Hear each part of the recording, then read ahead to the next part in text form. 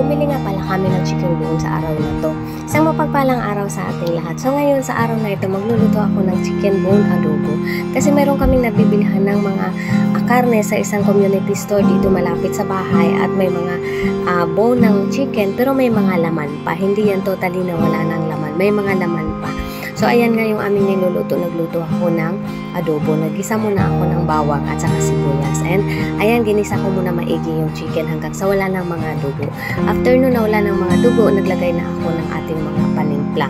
Ayan, nilagay ko yung dato puti, vinegar. Kasi yan talaga yung gusto kong vinegar ay dato puti.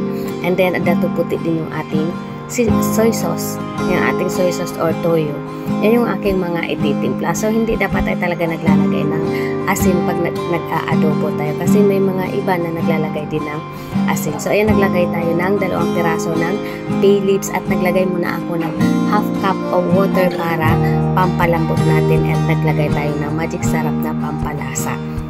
Yan kasi yung pag ako nagluluto, kailangan pakukuluan ko muna siya ng tubig after na naiprito or naigisa ng maigi.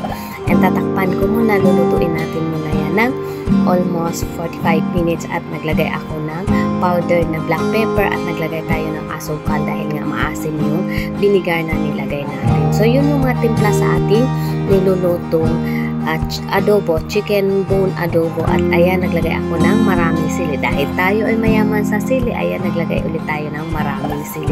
Ganon yung aking luto ng adobo or kahit anong adobo ang iluluto ko. Ganon yung aking way ng pagluto. So yan yung aking luto for today. Thank you for watching.